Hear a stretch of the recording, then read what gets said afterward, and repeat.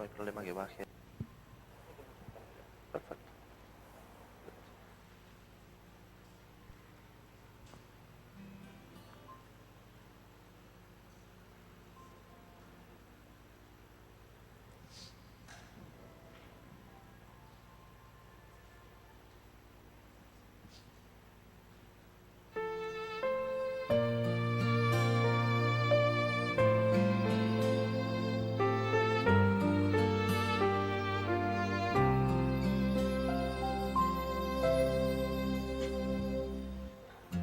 El Señor es mi pastor y nada me faltará.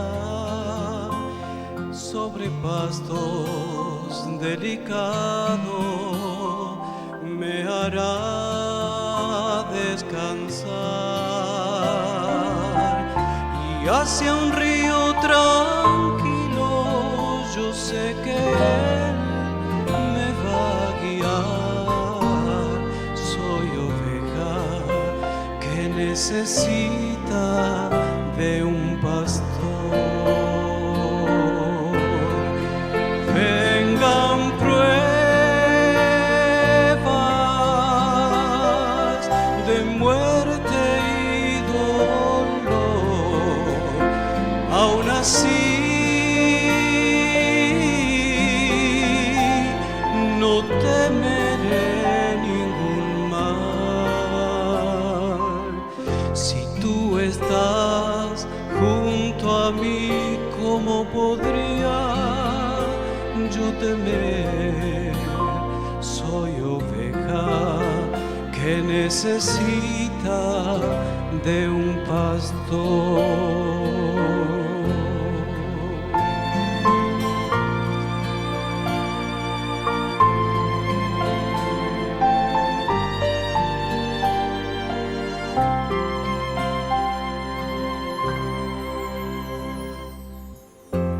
La verdad y la justicia a mi lado irán, si yo sigo a mi Jesús con sincera devoción, y habitaré por siempre en los tiernos brazos de mi Jesús. Soy oveja que necesita de un pastor. Vengan pruebas de muerte y dolor, aún así no temeré ningún mal. Si tú estás junto a mí, ¿cómo podría yo temer? Soy oveja que necesita de un pastor. Vengan pruebas de muerte y dolor, aún así no temeré ningún mal. Si tú estás junto a mí, ¿cómo podría yo temer? Soy oveja que necesita de un pastor. Soy oveja que necesita del Señor.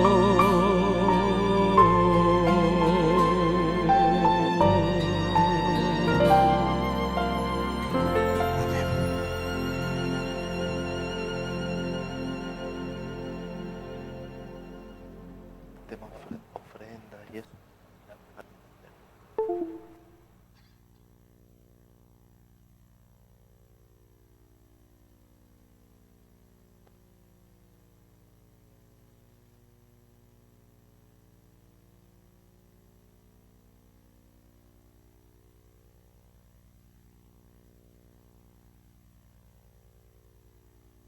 Tampoco. Ahí se escuchó. Buen día a todos, feliz sábado. Es un privilegio y una alegría poder compartir con ustedes estos momentos. Muchas caras conocidas de personas muy, muy queridas. La verdad que hoy es un sábado muy especial para mí. De hecho, todo sábado es especial, ¿no? Y qué lindo, como el himno, sentirnos ovejas en brazos de nuestro cariñoso pastor, que es el Señor Jesús. Es un sábado especial porque podemos estar en la iglesia, en la casa de Dios, reunirnos con hermanos, animarnos, motivarnos mutuamente. Ustedes saben, la iglesia es como una trinchera, ¿no? Afuera está la guerra, las balas silban, pero acá nos refugiamos, acá nos fortalecemos. Venimos tal vez con alguna herida, pero el Señor nos cura y luego continuamos. Y qué hermoso cuando no solo podemos venir a la trinchera, sino buscar a algunos heridos del campo de batalla y también ser instrumentos de bendición y salvación para ellos. Es especial porque hoy queremos motivar, no sé si la palabra sea capacitar, creo que nuestra mayor necesidad no tiene que ver con teoría, ¿no? Semana Santa se viene haciendo hace tantos años que la verdad entendemos, sabemos cómo funciona. Había una vez un pastor, estaba en el púlpito, le tocaba predicar, estaba un poquito molesto porque no le quedaba mucho tiempo, así que cuando fue su turno se paró ante el púlpito, ante el auditorio y les dijo: hermanos, lo que ustedes saben, aplíquenlo, amén, y se sentó. Sí, nuestro problema no tiene que ver con la teoría, en este caso la aplicación de aquella teoría, ¿no? De todo lo que sabemos. Así que la intención de hoy es motivar, ¿sí? Motivar, ayudar, brindar alguna idea, herramientas. Y hoy a las 17 horas, los que quieran pueden venir a las 5 de la tarde, no hay problema. Nos vamos a reunir acá, los distritos de Villa Libertador, y vamos a mostrar los materiales de Semana Santa, vamos a orar juntos, y la idea es animarnos en esta tarea que tiene que ver con la salvación de otros y la nuestra también, ¿sí? Hermanos, hoy quiero hablar de un mensaje que a mí en particular me llegó. De hecho, los buenos sermones o los mejores sermones no son aquellos que se piensa para otros, ¿no? Sino aquellos que primero impactan en la vida de uno y uno comparte lo que le hizo bien. Y queremos reflexionar acerca de un mensaje que se encuentra en el libro de Joel. Joel, un profeta, yo les diría de los más adventistas. El pensamiento central del profeta Joel es el día del Señor. Todo gira en torno a ese evento. Y ese evento no tiene que ver sino con otra cosa que con la gran restauración de todo. Todo problema, toda dificultad, toda pérdida, toda crisis, cuando la miramos a través de aquel gran evento, podemos perseverar con fe, con esperanza, sabiendo que estamos en manos del Señor y son las mejores manos. Así que este profeta a mí en particular me impacta porque él parece llevar un mensaje de Dios dividido en dos. Hacia la iglesia, pueblo de Dios, él habla de Sión, él hace referencia a los ancianos que convoquen al pueblo, pero también en otros momentos él habla a la tierra. Y puede estar dirigido el mensaje ya no tanto al pueblo, a la iglesia, sino al resto de la humanidad, al resto de sus hijos. Aquellos que son padres saben que el papá ama al que se porta bien y al que está siempre cerca y parece que es más espiritual o vaya a saber qué, pero también ama a aquel otro que le herencia y que se fue y malgastó su dinero y su vida. El Señor es papá de aquel que está en sus caminos, pero también ama entrañablemente a aquel que quizás ni lo conoce, o que lo ignora o lo rechaza. Así que es muy, muy tierno ver cómo Dios habla al pueblo, pero también al resto de la humanidad. El profeta Joel escribe en un contexto muy difícil. Yo no voy a entrar en cuanto a la datación del profeta. Los eruditos están muy divididos en esto. Hay quienes lo llevan para el 700 y pico. Mayormente nosotros nos inclinamos por que el profeta vivió en tiempos de la invasión de Nabucodonosor, ¿sí? Como para que armemos el mapa cercano a Daniel, cuando ya el profeta Jeremías anunciaba que iba a venir un pueblo, iba a atacar, que mejor se rindían porque era un instrumento de Dios para disciplinar al pueblo. Ellos se encerraron y se endurecieron en su postura. Dios está con nosotros, no nos va a pasar nada. Y a Nabucodonosor no le quedó otra que poner mano dura. La destrucción fue tremenda y muchos fueron llevados a Babilonia y otros se dispersaron. Aparentemente era el contexto. Habla, en el capítulo 1 se menciona, por ejemplo, una plaga de langostas.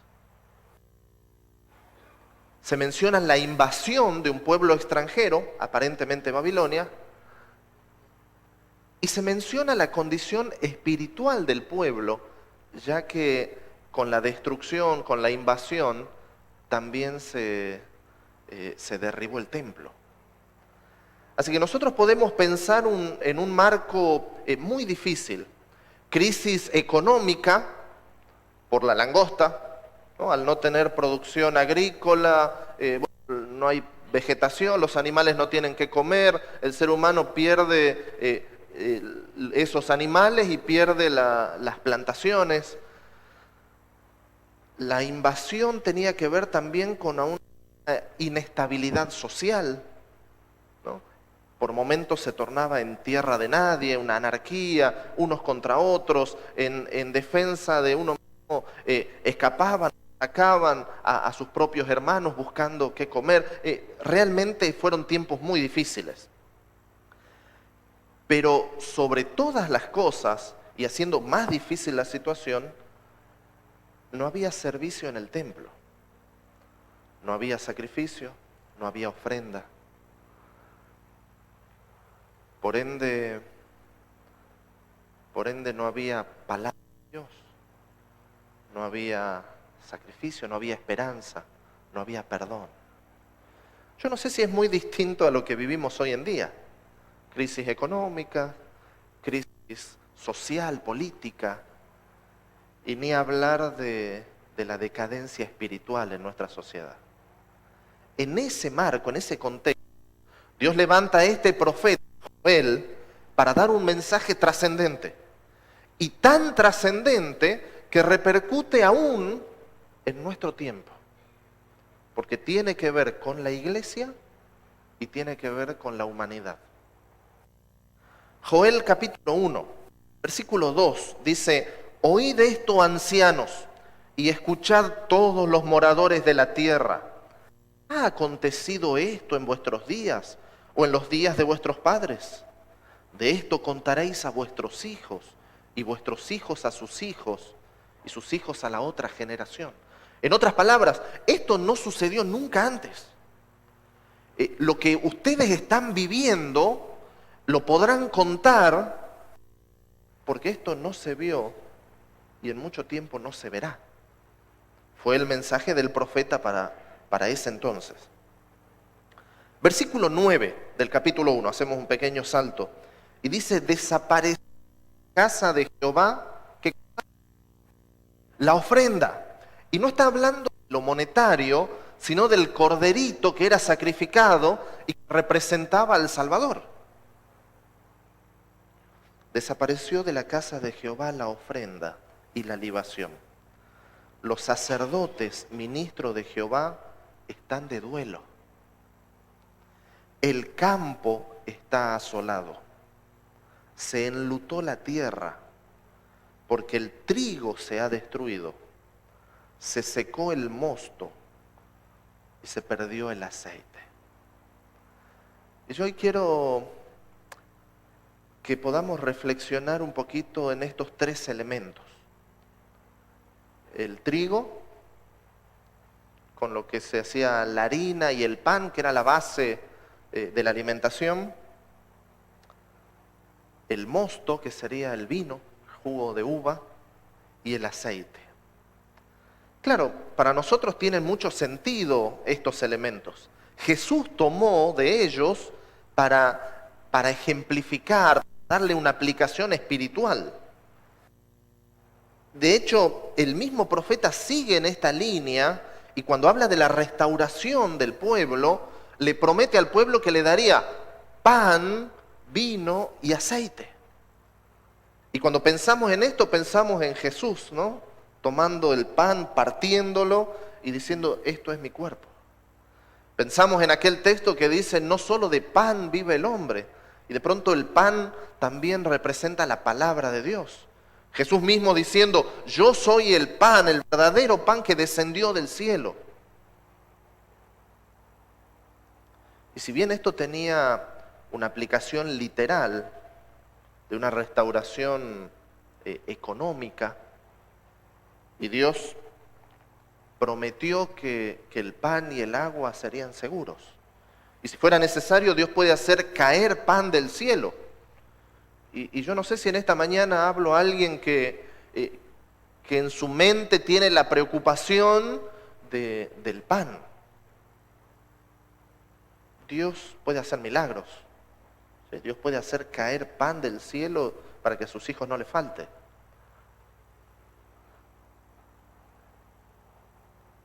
Vamos a avanzar en algunos versículos. Y vamos a ir al versículo 12, pero del capítulo 2. Nuestro hermano Juan leyó en la lectura bíblica el 2:1, que hablaba de tocar trompeta, de anunciar, de convocar al pueblo. Pero fíjense para qué se toca trompeta, para qué se llama la atención, para qué se convoca al pueblo. Versículo 12 del capítulo 2. Por eso pues ahora, dice Jehová, convertíos a mí con todo vuestro corazón. Pregunto, ¿hay otra forma de conversión? No. No existe otra manera de que podamos consagrarnos a Dios si no es de todo corazón. Pero claro, también en aquel entonces se convivía con la experiencia laodicense. Creyentes intermitentes. Tal vez aquellos que luchaban, ¿no?, entre seguir a Jehová e ir en pos de otros dioses. Nosotros decimos hoy en día, está con un piecito adentro y con el otro afuera. Allá en el noroeste se dice, este no es ni chicha, ¿conocen la? Ni limonada, ¿no? Aquellos que son un poquito más eufóricos dicen, este quiere estar bien con Dios y con el diablo. Pero la idea es esa. Aquellas personas que están en un valle de indecisión, y así como Elías convocó en un momento diciendo, ¿hasta cuándo claudicaréis entre dos pensamientos? Defínanse si va a Jehová. Ahora Dios a través de Joel convoca e invita nuevamente a esta definición, a esta entrega. La situación por la que estaba pasando el pueblo tenía que ver con una disciplina de Dios para que el pueblo reaccionara. Y ahora Dios los llama y les dice, conviértanse de todo corazón, ayunen. Versículo 13, rasgad vuestro corazón y no vuestros vestidos, y convertíos a Jehová vuestro Dios, porque misericordioso es y clemente. tardo para la ira y grande en misericordia, y se duele del castigo. Rasgad el corazón. Claro, era más fácil hacer una especie de simulacro de arrepentimiento, de contrición, y ellos rasgaban su ropa, algo externo. Y no sé por qué el ser humano se empeña en cuidar las apariencias y cree que con un maquillaje espiritual puede engañar a Dios. Yo siempre digo que el sábado tempranito nos ponemos el traje de oveja, el disfraz de oveja, y venimos a la iglesia y tenemos una cara de buenos extraordinaria. El verdadero llamado tiene que ver con un cambio de corazón. No manifestaciones externas solamente, sino cambios genuinos, profundos, reformas. Y en este marco, acá vieron que le está hablando al pueblo, ¿no? Reúnan los ancianos, tocad trompeta en Sión. Pero si hacemos un salto al versículo 18, vamos a ver cómo Dios va bifurcando la predicación. Versículo 18. Jehová, solícito por su tierra, ¿perdonará a quién? A su pueblo. Fíjense qué texto interesante. El Señor, preocupado por la tierra, necesita primero trabajar ¿con quién? Con su pueblo. Con su pueblo. Porque para alcanzar a los otros, necesitamos estar bien nosotros. Y justo ahora se nos viene Semana Santa y todo esto que, si bien para nosotros es casi un hábito, como esencia tiene la predicación del Evangelio, el llegar a otros. Y a veces queremos invitar a casa, a comer, y traemos gente, y a veces no tenemos que convidar. Y el que viene percibe alguna tensión, alguna diferencia, miradas entrelazadas que incomodan. El Señor, solícito por su tierra, perdonará a su pueblo. Fíjense el versículo 19. Seguimos en el capítulo 2. Responderá Jehová y dirá ¿a quién? A su pueblo. Este mensaje para el pueblo. Este mensaje para la iglesia. He aquí yo os envío pan, mosto y ¿qué más? Y aceite. Yo creo que está de más repasarlo, pero por las dudas, tomando palabras de Jesús, el pan representando su cuerpo, representando la palabra de Dios, el vino representando la sangre del Señor Jesús, y en Apocalipsis encontramos que ellos emblanquecieron sus ropas, ¿en qué? En la sangre del Cordero. Pregunto, ¿necesitamos esto? ¿Necesitamos que el Señor nos limpie, nos perdone, nos restaure? Yo sí, yo sí. Yo necesito ese pan que bajó del cielo cada día. Necesito emblanquecer mis ropas en aquella sangre preciosa que fue derramada para limpiarnos, para perdonar nuestros pecados. ¿Y qué será el aceite? ¿Se acuerdan de las 10 vírgenes? Espíritu Santo. Y que dividió a ese grupo en dos. Las 10 esperaban al esposo, las 10 tenían sus lámparas, las 10 anhelaban estar en las bodas, pero 5 de ellas fueron consideradas insensatas, necias, fatuas, dice algunas versiones. ¿Qué hizo la diferencia? El aceite. Las que tenían aceite pudieron entrar. Las que tenían aceite se regocijaron en el Señor. Así que Dios promete, y no es ilógico, Dios promete a su pueblo, entendiendo la necesidad, pan, mosto y aceite. Claro, esto tenía que ver con una cuestión literal del sustento diario, pero vamos a ver que hay un mensaje más allá. Y seréis saciados de ellos, y nunca más os pondré en oprobio entre las naciones. Versículo 21. Y fíjense que ahora el mensaje está direccionado al otro grupo, recién al pueblo, y les dice: yo les voy a dar en abundancia pan, vino y aceite. Ahora en el versículo 21 dice tierra. Notan que el destinatario del mensaje es otro. Tierra, no temas, alégrate y gózate, porque Jehová hará grandes cosas.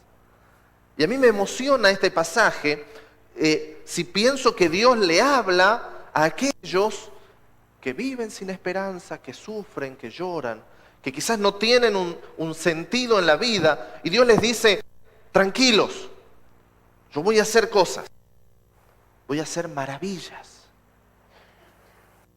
La otra vez me tocó estar en un velorio de un hombre joven, 30 y pocos años, falleció en un accidente. Él era electricista, cometió un error y murió. En un momento la hijita de unos 3, 4 años lloraba desesperada y decía: papá, papá, ¿por qué te vas? Y viene la abuela, bien intencionada, toda abuela, y queriendo consolar a esa pequeña, la sostiene en brazos y le dice: tranquila, hijita, que Dios se lo llevó. La niña, con una teología más lógica, le dice: pero ¿por qué se lo llevó si yo lo necesito más? Y en este mundo distorsionado por el pecado, un mundo de dolor, un mundo en el cual Dios quiere hacer grandes cosas, maravillas para salvar a la tierra, hay gente que no sabe ni en qué creer, ni a dónde ir. Y en ese marco, en ese contexto, el pueblo de Dios tiene una misión trascendente.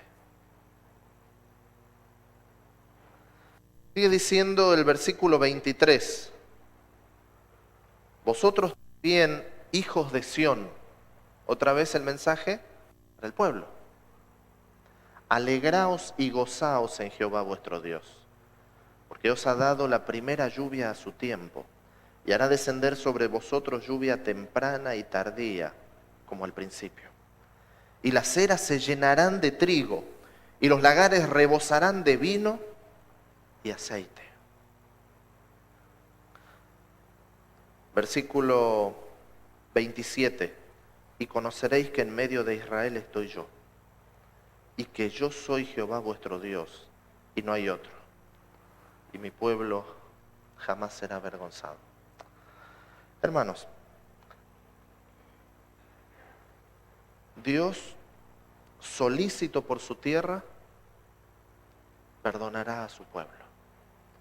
Dios, interesado en salvar al mundo, necesita primero trabajar con su pueblo, con sus hijos.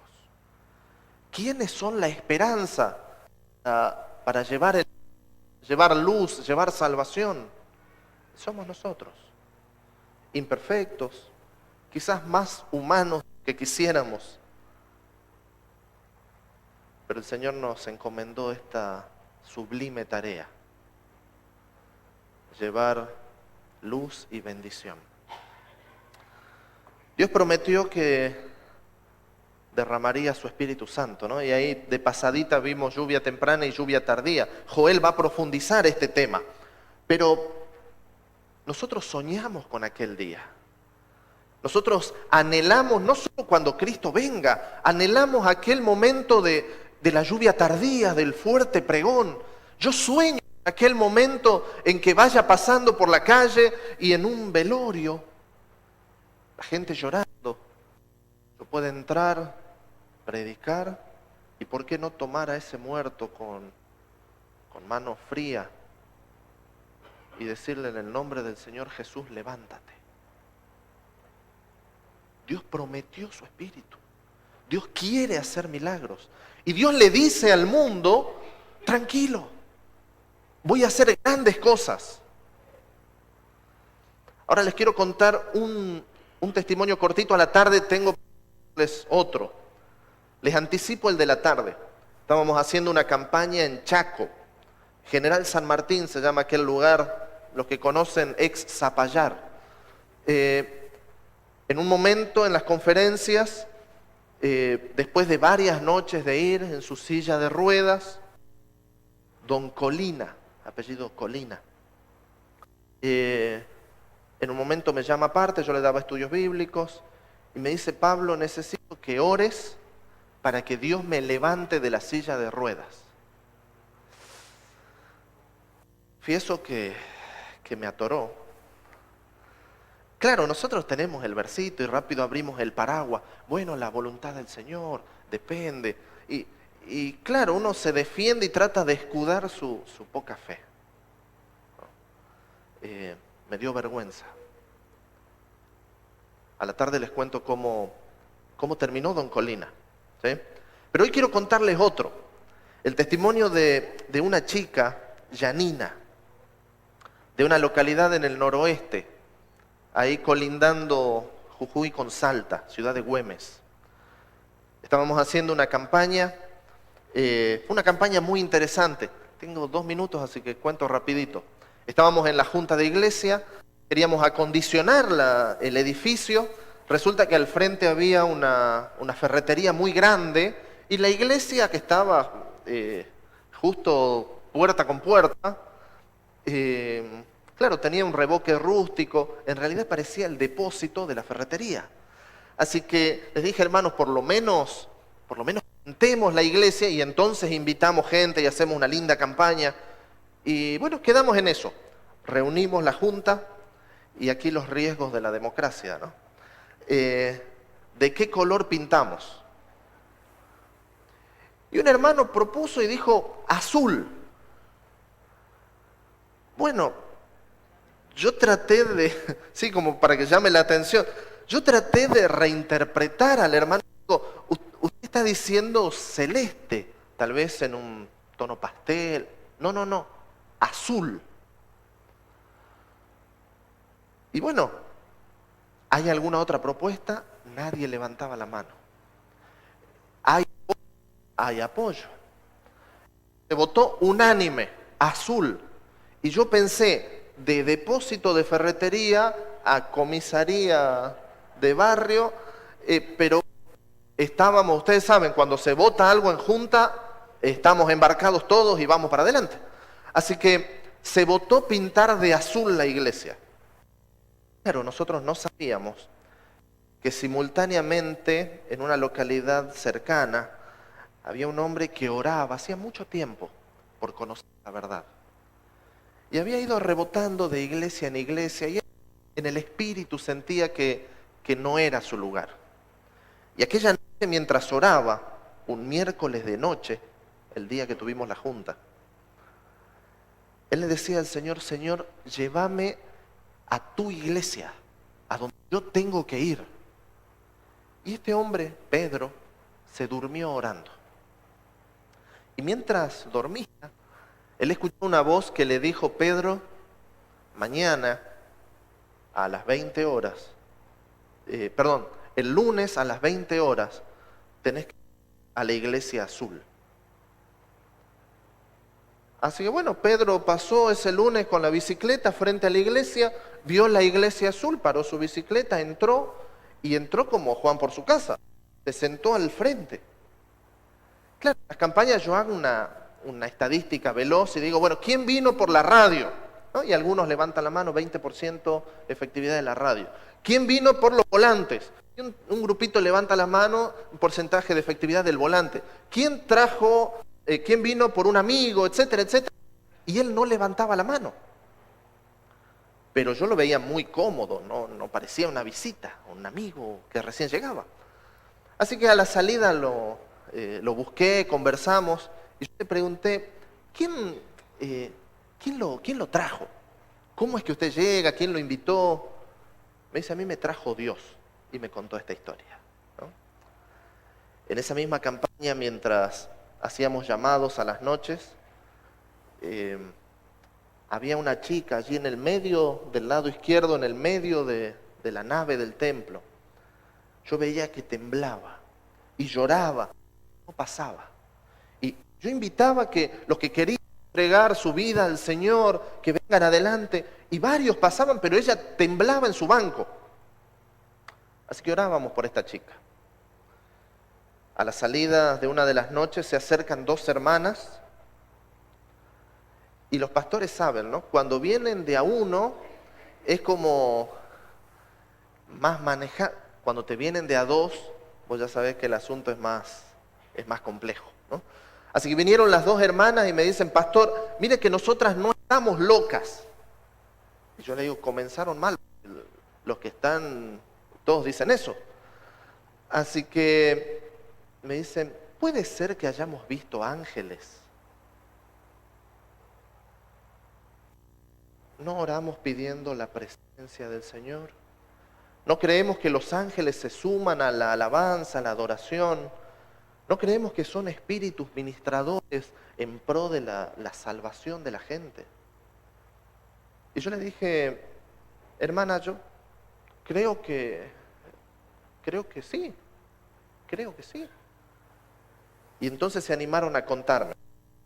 Aquella noche cuando hicimos el llamado, vieron las hermanas dos ángeles entrar por el medio, queriendo tomar y levantar a esta chica. Y esta chica no quiso.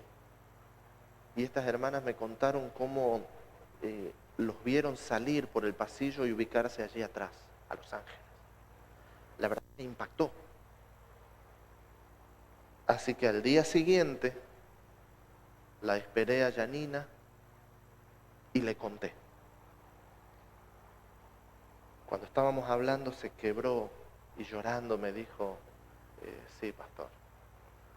Yo ayer sentí y casi me levanto, pero no me animé. Oramos con Janina y esa noche ella decidió entregar su vida al Señor, ¿no? Dios quiere hacer maravillas. Dios quiere hacer grandes cosas. Pero Dios, solícito por la tierra, necesita trabajar con su pueblo. Necesita que nosotros nos reconsagremos, que rasguemos el corazón y no manifestaciones que sean solo externas de conversión, de arrepentimiento. Hermanos, yo quiero dejarles esto en el corazón, que oremos individualmente, ¿no? Por nuestra propia entrega, por la conversión de nuestros amados, de nuestra iglesia. Y yo no sé ustedes, pero yo ya quiero volver a casa. Que podamos predicar, que el Señor vuelva y que podamos ser felices por siempre, ¿no? Si ustedes me permiten, yo quisiera orar. Y orar por el rol profético que tenemos como iglesia. Dios nos ha llamado y los ha llamado a ustedes, a mí, en este momento de la historia para cumplir una misión. Oramos. Querido Padre, gracias, porque a pesar de lo que somos, a pesar de lo que hacemos, tú no nos desechas, tú nos llamas, nos amas y quieres que seamos instrumentos en tus manos. Bendice a cada uno de mis hermanos presentes, bendice sus hogares, bendice sus familias y que ellos puedan ser un testimonio vivo de tu poder y que proveas para cada uno en particular ese pan que descendió del cielo, que es Cristo Jesús. Que podamos tener una entrega diaria, que cada día podamos lavar nuestras ropas en la sangre del Cordero y que tu Espíritu Santo tenga pleno control de nuestra mente y nuestra vida. Te lo pedimos en el nombre de Jesús. Amén.